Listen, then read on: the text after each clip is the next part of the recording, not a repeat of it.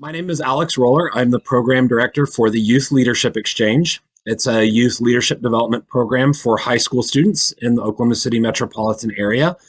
We are getting ready to launch our 28th class of our leadership skills program. I was actually a member of the very first class of YLX when I was a sophomore in high school 27 years ago. And the class that I went through as a high school student is now what we call our leadership skills program, which is just basic leadership development, community awareness, leadership skills, leadership styles, things like that, modeled after the adult signature program from Leadership Oklahoma City. And that's the umbrella organization that I operate under. We have two additional programs. One is our Youth in Action program, where we teach high school students the entire philanthropic process. So students actually come up with a mission statement that addresses community needs. Then they solicit grant applications, sort through those, pick a finalist, and they go out and do the fundraising themselves. And that program, in its 22 years in existence, the students themselves have raised almost $325,000 for 30 unique organizations in the Oklahoma City metro area, which is pretty amazing. And this past class, their goal was $10,000 for the Salvation Army Boys and Girls Club, and they raised $19,795. So very exciting program there, and students really get a hands-on understanding of how that process works. And then our final program is actually a program of the city of Oklahoma City. It's our Youth Council of Oklahoma City, a program of the city council that we manage and kind of help run, where we pick 2 students from each ward of the city and 2 at-large representatives to represent the mayor. And the students spend the year learning about city government and the different challenges that the city faces and kind of what opportunities there are for the city and how to get involved and, representing the city council to their neighborhoods and their families and their schools. So 3 very different, unique programs for sophomores, juniors, and seniors in high school.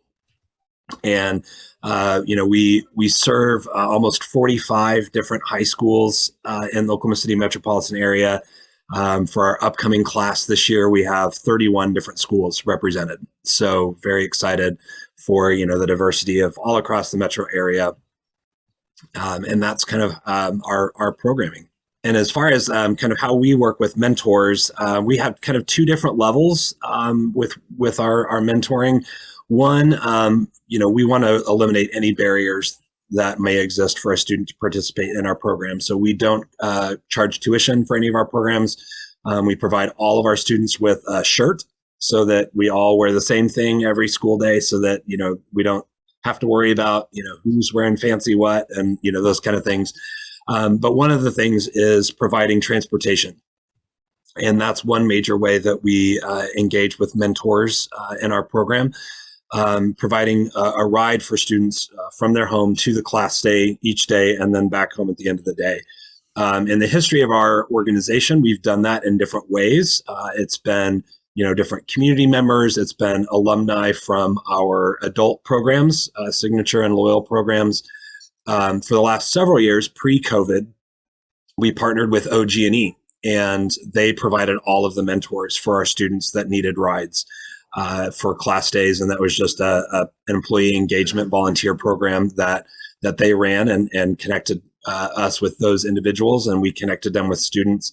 And one of the things that's really nice about that opportunity is that, in that 15 to 20 to 30 minute car ride in the morning and in the evening, students have a chance to get to know their adult mentor and the mentor of the student as well, and find those, kind of common ground. And, mentors would even sometimes take students to breakfast before class, or, grab a Coke after class on the way home to talk about what they learned that day and really develop a relationship more than just being a chauffeur. And so, post-COVID, we are now, kind of reaching back out to members of the community to provide that mentor experience for our students for this upcoming year. The other thing that we do is, for each class day, all of our speakers that share that day, no matter what the topic, we collect and present to the students the bio of all the speakers, as well as all of their contact information. And we encourage our students to reach out to those speakers after the class day, especially if there was something that they really connected with but didn't get a chance to ask questions about, or and we even tell students, hey, hang on to this information, because you don't know when 2 or 3 years down the road you're in college and you're having to write a research paper on X, Y, or Z, and you're like, wait, I heard a presentation from so and so that talked about this. Hey, maybe I can reach out to them and get information there. We've had students that have gone on to college and then come back and reached out to speakers for internships or even job opportunities. And we have some incredible success stories of how students have ultimately progressed in their careers because of connections they made through YLX. One really fun story that just happened this last year. We do a class every year where all of 3 of our programs meet together for a day we call Personal Leadership Skills Day. And those are skills that we feel like our students, no matter what program they're a part of, need to learn these skills. And one of those sets of skills is interview skills. So one of our students in the spring, she was a senior and was a finalist for the Gates Scholarship and was going to have her interview for the Gates Scholarship. So she reached out to our board member that presented on interview skills and said, hey, Matt, would you be willing to, run through some mock interviews with me, give me some tips and tricks? And so he did. And they did a series of mock interviews, and that student received a Gates Scholarship and will be attending the University of Southern California as a result. So really, kind of being able to foster those connections and foster those opportunities for students to re-engage with those adults in various capacities after class is a big benefit that we try and encourage our students to take advantage of.